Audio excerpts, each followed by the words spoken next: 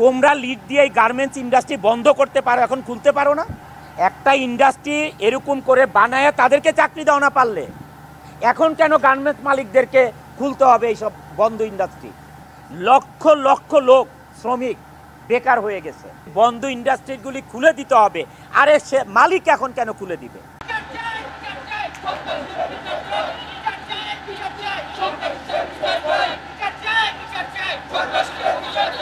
আমাদের ফ্যাক্টরিতে গত 10 তারিখে বেতন দেওয়ার কথা ছিল। 10 তারিখে যখন বেতন আমরা দিব সেটা তো কাজের পরে দিব, বিকালবেলা বেতন পাবে। কিন্তু এই যে এত বড় ইন্ডাস্ট্রি দেখেন, এজিআই গ্রুপ, এবি গ্রুপ মিলে এখানে 12,000 লোক কাজ করে। 12,000 লোকের মধ্যে মাত্র হাতে গোনা 150-200 লোক। এরা এর আগেও আপনার 12 বা 13 আগস্টে এবং সেপ্টেম্বরে একই ধরনের দুর্ঘটনা করে, ভাঙচুর, লুটপাট, মারামারি, আমাদের সিকিউরিটি ম্যানেজারকে জখম করে, আরেকজনকে জখম করে, মানে অনেক লোককে হাত পায়, অনেকে আঘাত পায়, মানে ইচ্ছা মতো তাদের তাণ্ডব চালায়। এই তাণ্ডব চালানোর কারণে আমাদের প্রশাসনিক যে ব্যবস্থা নেওয়া হয়, তাদেরকে 25 জনের নাম লিখে থানাতে তাদের নামে কমপ্লেন দেওয়া হয়, যে মামলা করা হয়।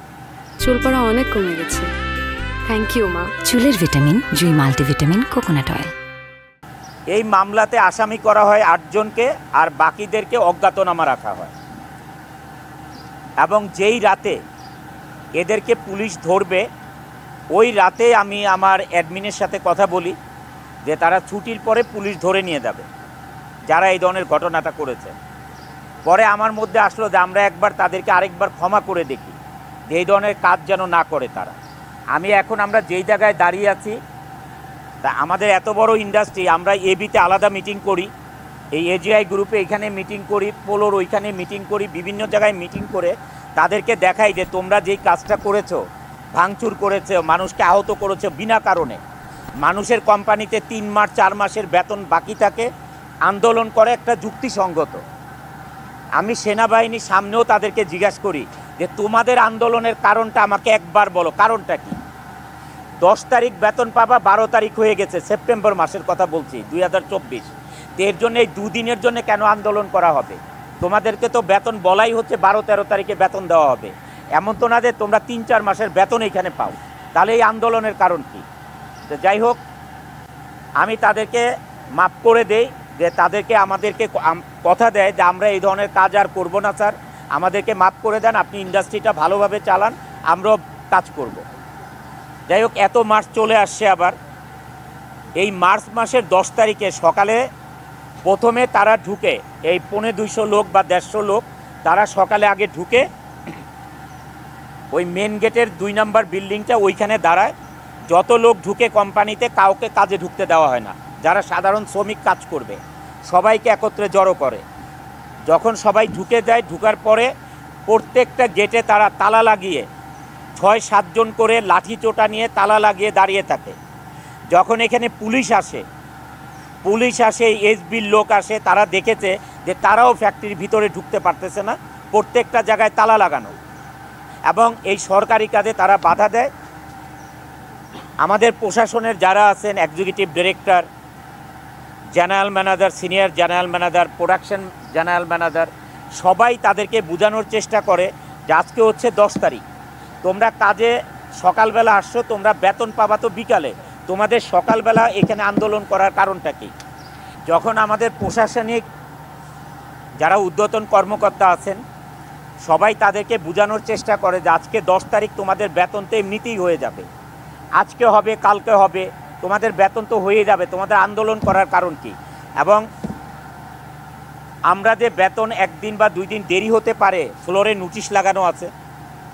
তারপরে আমরা বাণিজ্য মন্ত্রণালয়, স্বরাষ্ট্র মন্ত্রণালয়, বিজিএমইএ, এখানে যে army camp, police camp, army cantonment, Savar থানা, বিজিএমইএ, সমস্ত জায়গায় চিঠি দিয়ে দিয়েছি মার্চের 6 তারিখে।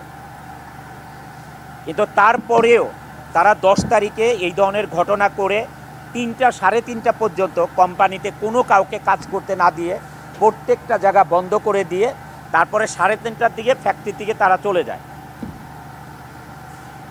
10 তারিখেই আমরা বাংলাদেশ ব্যাংকে মানে ডাচ বাংলা ব্যাংকে বাংলাদেশ মার্কেন্টাইল ব্যাংক থেকে বাংলাদেশ ব্যাংকের সার্ভারে আগে টাকা পাঠাতে হয়, তারপরে রকেটের মাধ্যমে তাদের পেমেন্ট আসে। যেহেতু এখানে অনেক দেরি করাতে যারা কাজ করবে অফিসের দেরি হওয়াতে যখন টাকাটা পাঠায় বাংলাদেশ ব্যাংকের সার্ভার 2টার সময় বন্ধ হয়ে যায়, 2টা আড়াইটার দিকে, তখন টাকাটা তাদের মোবাইলে আসে না। এবং পরের দিন সকাল 11 তারিখে সমস্ত শ্রমিকদের বেতন কিন্তু 11 তারিখে সকালবেলায় 11:30টায় তাদের বেতন চলে আসে। 2-1টা ডিপার্টমেন্ট অথবা সেকশন ব্যতীত সবার বেতন চলে আসে। ঠিক দুপুরবেলা লাঠি চোটা নিয়ে বেতন পাওয়া সত্ত্বেও যেইখানে খুশি সেইখানে মারামারি ভাঙচুর করে সবাই নিচে নেমে আসে। তখন এই ব্যাপারটা আমরা আর তাদেরকে বোঝানোর মতন কোনো পরিবেশ নাই। আমাদের এই যে জিএম সাহেবরা যা দেখেন, যারা কর্মকর্তা দেখেন, তাদেরকে লাঠি চোটা নিয়ে দৌড়ানো শুরু করে, মানে পুরো ফ্যাক্টরিতে মারার জন্য। মানে এটার কোনো কারণ খুঁজে পেলাম না। 1 নাম্বার হচ্ছে 10 তারিখে তাদের কারণে বেতন দেরি হয়ে গেল। 11 তারিখ সকাল 11:30টার সময় তাদেরকে বেতন দেওয়া হয়েছে, সকাল 11:30টার সময় তাদের বেতন চলে আসছে। তাহলে এই ঘটনাটা ঘটানোর আমি কোনো কারণ খুঁজে পাই নাই। আমাদের এই কোম্পানি 1996-এ স্টাবলিশড। এই 1996 থেকে 2024-এর অগস্টের আগ পর্যন্ত, অগস্টের 12 তারিখের আগ পর্যন্ত আমাদের কোম্পানিতে আজ পর্যন্ত কোনো দিন আমরা আনরেস্ট কি চোখে দেখি নাই। এই কোম্পানিতে অনেক লোক আছে যে 28 বছর চাকরি করে এই প্রজেক্টে, 25 বছর, 26 বছর, 20 বছর, তো ম্যাক্সিমাম লোকের চাকরির বয়স এখানে। মানে এইটার আমি কোনো কারণ খুঁজে পাই নাই। পরে আমরা সিদ্ধান্ত নেই যেটার অবশ্যই পিছনে কোনো কারণ লুকিয়ে আছে, এই কারণটাকে অনুসন্ধান করতে আমি আমার ম্যানেজমেন্টকে বলি। আমার ম্যানেজমেন্ট থেকে আমাকে সন্ধ্যার সময় বলা হয় যে স্যার এটার কারণ আমরা খুঁজে পেয়েছি। এখানে যে শ্রমিক ফেডারেশন আছে, শ্রমিক ফেডারেশনের যে সভাপতি নাম হচ্ছে কবির হোসেন, এ মানুষকে আমাদের শ্রমিকদেরকে লিড দিয়ে কিছুদিন আগে আমাদের ফ্যাক্টরির সামনে বসুন্ধরা গার্মেন্ট এইটাতে সেম কাজ করেছে। তারা যে আমাদের শ্রমিকদেরকে লিড দিয়ে এই ধরনের তাণ্ডব চালাচ্ছে বিনা কারণে। আপনারা কিছুদিন আগে গাজীপুরে দেখেছেন এক শ্রমিক নেতাকে অ্যারেস্ট করেছে সেনাবাহিনী। কোন কারণে অ্যারেস্ট করেছে আপনারা সবাই মিডিয়ার ভাইরা জানেন। এই ধরনের মানুষের কাছ থেকে অর্থের লেনদেনের কারণে তারা এই ধরনের গার্মেন্টস ইন্ডাস্ট্রিতে এই ধরনের অরাজকতা চালাচ্ছে। এরা কি বুঝতেছে? সাধারণ শ্রমিকরা কি বুঝতেছে? এটা তাদেরকে ফ্রন্টে রেখে তারা টাকা কামাচ্ছে, তারা টাকা কামাচ্ছে, দেশের অর্থনীতিকে ধ্বংস করে দিচ্ছে, দেশের কর্মসংস্থানকে শেষ করে দিচ্ছে। তারা মুষ্টিমেয় কিছু লোক এই অর্থলোভী থাকাতে এই দেশের ইন্ডাস্ট্রিগুলো ডে বাই ডে বন্ধ হয়ে যাচ্ছে। আপনারা জানেন ওই আন্দোলনে সাভারে, আশুলিয়াতে, গাজীপুরে 230 থেকে 240টা এই ধরনের গ্রুপ অফ ইন্ডাস্ট্রি বন্ধ করে দিয়েছে মালিকরা। লক্ষ লক্ষ লোক শ্রমিক বেকার হয়ে গেছে। কিছুদিন আগে আমি শ্রমিক লিডারদেরকে বক্তৃতা দিতে শুনলাম যে বন্ধ ইন্ডাস্ট্রিগুলি খুলে দিতে হবে। আরে সে মালিক এখন কেন খুলে দিবে? এখন কেন গার্মেন্টস মালিকরা ইন্ডাস্ট্রি খুলে দিবে? তোমরা লিড দিয়ে এই গার্মেন্টস ইন্ডাস্ট্রি বন্ধ করতে পারো, এখন খুলতে পারো না? একটা ইন্ডাস্ট্রি বানাতে পারো না? বানায় তাদেরকে চাকরি দাও।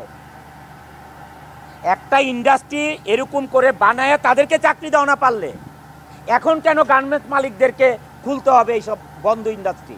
আমরা বেতন বোনাস ঠিক টাইমই পাচ্ছি, কিন্তু কিছু সন্ত্রাসী গোষ্ঠী, বিভিন্ন উচ্ছৃঙ্খল গোষ্ঠী আমাদের কাজ করার জন্য বাধাপ্রাপ্ত হয়। তারা বিভিন্ন সময় মেইন সুইচ অফ করে দেয়, লাইন বন্ধ করে দিয়ে শ্রমিকদেরকে নিয়ে এসে আন্দোলন করতে চায়। যদি কেউ না আসতে চায় তাকে মারধর করে, যদি কেউ বাধা প্রতিবন্ধকতা করে, ছুটির পরে হেমায়তপুর স্টানে বা আশপাশ ফ্যাক্টরির আশপাশে হামলা করে। এবং ভবিষ্যতে আমরা খুব অনিশ্চয়তার মধ্যে আছি। আমাদের অনেক ভাই এখন হসপিটালে ভর্তি আছে, ভবিষ্যতে আমাদের উপর অ্যাটাক হইতে পারে, এই জন্য আমরা খুব চিন্তিত আছি। আমার পরিবার নিয়ে খুব টেনশনে আছি যে কখন আমাদের উপর সন্ত্রাসী হামলা হয়। তো এই জন্য আমরা আইনের সোপর্দ হয়েছি এবং আজকে প্রতিবাদ মিছিল করেছি, যাতে এই সন্ত্রাসী গোষ্ঠী ভবিষ্যতে আমাদের দেশে মাথা তুলে দাঁড়াতে না পারে। হয়তো কোনো সংগঠন বা কোনো এজেন্টের মাধ্যম হয়ে ওরা কাজ করতেছে, যাতে আমাদের ফ্যাক্টরি অফ থাকে। চাকরির বয়স 20 বছর, আমি এই ধরনের কোনো কার্যকলাপ দেখি নাই। ইদানিং তারা কিছু দুষ্টকারীরা এই ফ্যাক্টরিতে ঢুকে তারা ভাঙচুর অগ্নিসংগ করে, তাতে আমাদের কতগুলো স্টাফদেরকে আহত করে, তারা রক্তপাত করে কইরা এই ফ্যাক্টরিগুলারে ধ্বংস করার জন্য তারা উৎপাত হয়ে রাখছে। এর জন্য আমরা এর জন্য প্রতিবাদ চাই, তাদের উপরে দৃষ্টান্তমূলক শাস্তি চাই। আমরা ভালো মতন কাজ করতে পারি না, জোর করে নিচে নামাইছে, ভাঙচুর করছে, কিছু স্টাফে মারধর করছে, ওয়ার্কারও আহত হয়েছে।